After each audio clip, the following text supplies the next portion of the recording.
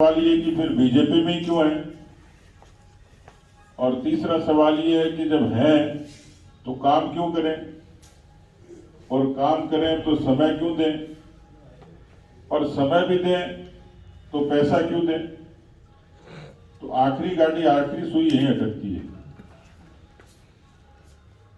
लेकिन इस बात के लिए जो संजीदा कार्यकर्ता होगा, जो पार्टी की रीति नीति को जानता है, उसको अच्छे तरीके से पता होगा कि जब 21 अक्टूबर 1951 को जनसंघ शुरू हुआ तो बहुत प्रतिकूलताएं थी।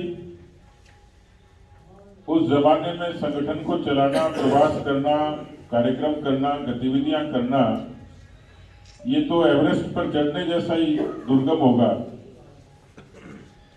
भारत की जनता ने समय समय पर विपक्ष के नाते भी हमें जन समर्थन दिया और सत्ता में आए तो भी बड़ा जन समर्थन दिया। और आज हम गर्व कर सकते हैं कि हम उस अनंत यात्रा से शुरू हुए और आज विश्व की सबसे बड़ी राजनीतिक पार्टी के रूप में दुनिया के नक्शे पर भारतीय जनता पार्टी दिखती है, तो कदाचित जनसंघ के उस कार्यकर्ता का सीना गर्व से चौड़ा हो जाता होगा जिसने वो संघर्ष देखा होगा। किसी आम आदमी के मन में जो बीजेपी को अंदर तक नहीं जानता, उसके मन में ये प्रश्न हो सकता है कि इनको इकट्ठे करने की कहां जरूरत पड़ी। ये तो एक टेलीफोन करेंगे और दिल्ली वाले भेज देंगे। मैंने तो आज तक देखा नहीं किसी ने फोन किया और किसी ने भेजा हो। भीलवाड़ा की जो गतिविधियां होती हैं, भीलवाड़ा की इकाई कराती है। जयपुर में कुछ कार्यक्रम होते हैं तो जयपुर के लोग व्यवस्था करते हैं। तो ये जो सहकारी व्यवस्था है, ये हमारे पार्टी के ऐसे गिन रहे थे जैसे तेजाब में माधुरी दीक्षित ने गाना गाया था। लेकिन पोखरण की, जालोर की और जोधपुर की सभाओं में जो वायदा किया, एक बार तो राजस्थान के भोले बड़े किसानों को लगा कि इसने अच्छा अवतार लिया कि 10 की गिनती गिनेगा और हमारा लाखों करोड़ों का कर्जा माफ हो जाएगा। और कदाचित ये संभव है कि राजस्थान का भोला बड़ा किसान इस नारे में फंसा होगा और उसने कांग्रेस को वोट दिया होगा। हालांकि पिछले चुनाव का इतिहास ही केवल 0.5% का फर्क था, 1,50,000 का फर्क था और कांग्रेस की सरकार आई। पर उस सरकार ने सबसे ज्यादा वादा खिलाफी की वो कांग्रेस के ने जो की वो किसानों के साथ की। आज भी राजस्थान के किसान, जिनकी तादाद लगभग 60 लाख है, जो कर्जदार हैं, जिन पर सहकारी बैंकों का, जिन पर राष्ट्रीयकृत बैंकों का कर्जा है और लगभग 1,20,000 करोड़ की देनदारियां हैं। यदि सरकार में ईमान हो, राहुल गांधी जी जुबान पर कायम हो और अशोक गहलोत उनका वादा पूरा करे, तो राजस्थान के किसानों का पूरा कर्जा माफ करना चाहिए। लेकिन दृश्य उल्टा। जी बहुत झूठ बोलते हैं और उनका झूठ पकड़ा भी जाता है, फिर वो यू टर्न भी कर लेते हैं। इससे बड़ा झूठ क्या होगा कि मुंगेरी लाल के हसीन सपने जैसा है ये दावा तो 2023 में रिपीट करेंगे, क्योंकि उनका इतिहास पिछली लगातार 2 चुनाव का ये है कि जब वो सत्ता से बाहर जाते हैं तो उनकी दुर्गति होती है।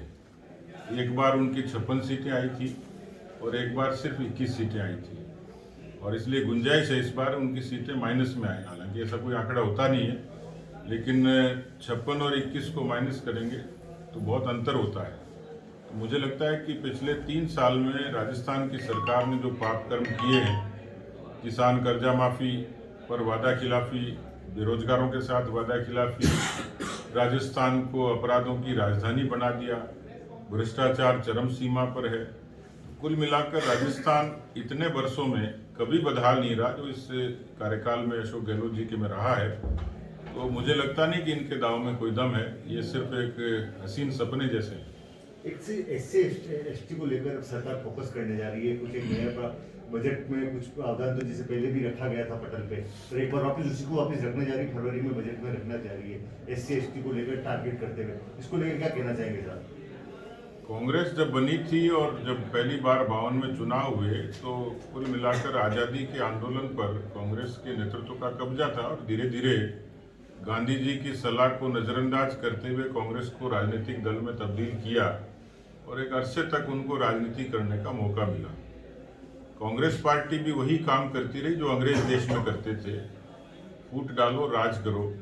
जातियों में, मजहब में, पंथ में बांटने का काम कांग्रेस ने किया। इस देश में वोट बैंक की राजनीति कांग्रेस ने शुरू की। वोट बैंक की राजनीति सहूलियत की राजनीति थी, क्योंकि इसमें काम नहीं करना पड़ता था, केवल लोक लुभावन वादों से, नारों से। और आज वो खुद स्वीकार कर रहे हैं कि अनुसूचित जाति और जनजाति के प्रति उनको जिस तरीके से उनके विकास के लिए, उनके उन्नयन के लिए, तरक्की के लिए, उनके भले के लिए करना चाहिए था, आज वो स्वीकारोक्ति है कि उनको बजट में विशेष प्रावधान करना पड़ रहा है।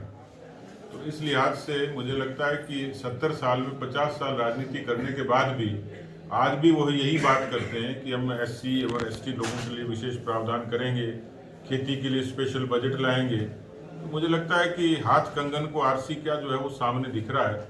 और ये कांग्रेस की, अशोक गहलोत जी की खुद की स्वीकारोक्ति है कि उन्होंने राजस्थान को तरक्की पर ले जाने के बजाय पिछड़ेपन की तरफ धकेला। ये इसी का संकेत है। किसान जो कर्जा माफी का था, जो राहुल गांधी ने दस्तक